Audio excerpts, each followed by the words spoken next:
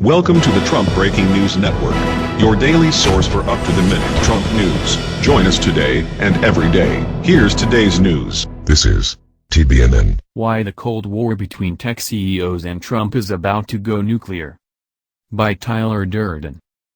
Over the weekend, openly defiant CEOs, particularly among the tech sector, expressed their displeasure with Trump's Friday executive order temporarily banning refugees and limiting travel from 7 Muslim countries, with both words and deeds, among which the following, summary courtesy of Axios. VCs funding the ACLU, several venture capitalists, as well as a few entrepreneurs, took turns soliciting donations to the American Civil Liberties Union through social media and personally matching those donations. Airbnb volunteers to help provide housing for impacted immigrants. The home-sharing company said that it will work with travelers and organizations to provide housing for those impacted by the executive order, whether through volunteer hosts or by funding housing. Lyft and Uber commit millions of dollars to legal aid. On Sunday, Lyft said it will donate $1 million to the ACLU over the next 4 years. Later in the day, Uber said it will create a $3 million legal defense fund for impacted drivers, as well as provide legal assistance and compensate their lost wages. Google is setting up a $2 million crisis fund. The search giant has set up a fund that will donate to the American Civil Liberties Union, Immigrant Legal Resource Center, International Rescue Committee, and UNHCR. On Monday morning, former U.S. Treasury Secretary Larry Summers, speaking in an interview with Bloomberg Television, said that he is gratified by what he heard from the tech community. As global businesses, they have a huge stake in the United States being a nation of the Statue of Liberty rather than being a nation of refugee camps. He added that they have a huge stake in the United States supporting an open and tolerant global system. They have that stake for their employees, their customers, they have it for the reputation of the United States, and they have spoken out. Donald Trump sitting down with tech CEOs during less turbulent times. That may be, but the biggest reason for the anger by tech CEOs at the Trump administration is a simple, and a more selfish one. The reason for the simmering Cold War between tech CEOs and Trump can be summarized in just 3 letters, H1B. The bottom line is that tech CEOs fear Trump will single them out for outsourcing jobs or shut down the so-called H-1B visa program they use to hire high-skilled foreign employees for crucial engineering and technical jobs. And, as Axios adds, White House officials say they are right to be nervous, especially about changes to the visa program. Chief strategist Steve Bannon and policy chief Stephen Miller are known to be deeply skeptical of the program, and will have a strong, vocal ally when Jeff Sessions gets confirmed as Attorney General. Some further observations. Trump's mixed messages. On the campaign trail, he promised to end forever the use of H-1B as a cheap labor program. He later signaled in a meeting with tech leaders that he's most concerned about companies misusing the visas to displace lower-wage American workers. How it works: visas are capped at $65,000 a year, with 20,000 additional visas for foreign workers with master's degrees. The demand for the visas is so high that the cap is usually exceeded within a few days of the application window opening. The visas are distributed to companies through a lottery system. Tech companies such as Microsoft, Google, IBM, Cisco, Apple, Intel and Facebook say the visas are crucial for specialized jobs they can't fill domestically because of a shortage of American graduates with the right technical skills. When CEOs spoke out over the weekend about the ban, they pointed out the importance of allowing the best and brightest to work in the U.S. Which is why, if a news report about Trump's next imminent executive order is accurate, the simmering Cold War between the tech CEOs and Trump is about to nuclear. Bloomberg reports that the Trump administration has drafted an executive order aimed at overhauling the work visa programs technology companies depend on to hire tens of thousands of employees each year. If implemented, the reforms could force wholesale changes at India companies such as Infosys Limited and Wipro Limited, and shift the way American companies like Microsoft Corporation, Amazon.com Incorporated and Apple Incorporated recruit talent. Companies would have to try to hire American first, and if they recruit foreign workers, priority would be given to the most highly paid.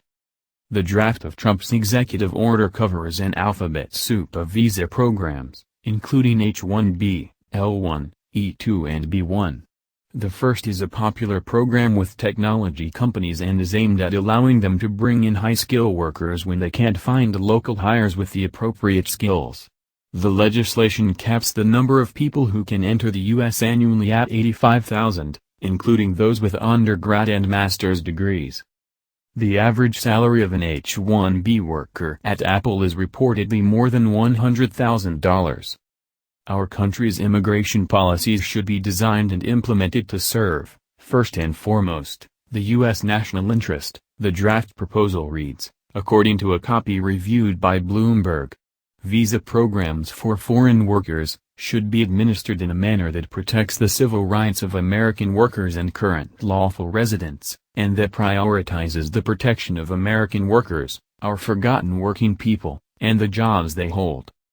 The foreign work visas were originally established to help U.S. companies recruit from abroad when they couldn't find qualified local workers.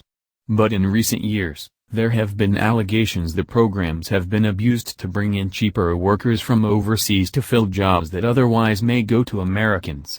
The top recipients of the H-1B visas are outsourcers, primarily from India, who run the technology departments of large corporations with largely imported staff.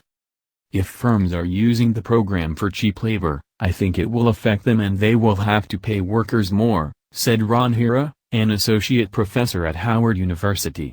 If tech firms are using the program for specialized labor, they may find there are more visas available.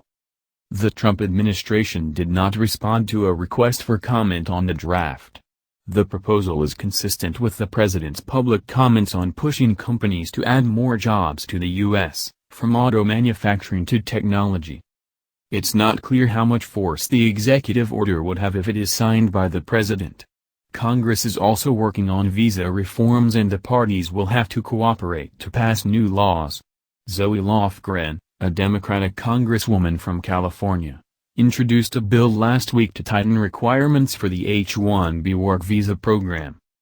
My legislation refocuses the H-1B program to its original intent, to seek out and find the best and brightest from around the world, and to supplement the U.S. workforce with talented, highly paid, and highly skilled workers, Lofgren said in a statement. Meanwhile, as Bloomberg adds, India's technology companies, led by Tata Consultancy Services Limited, Infosys and Wipro, have argued they are helping corporations become more competitive by handling their technology operations with specialized staff. They also contend the visa programs allow them to keep jobs in the U.S. and that if they have to pay more for staff, they will handle more of the work remotely from less expensive markets like India.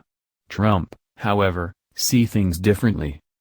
Inspections and investigations in the past have shown no cases of wrongdoing by Indian IT services companies, which have always been fully compliant with the law, said Archand Rashekar, president of NASSCOM, the trade group for India's information technology sector.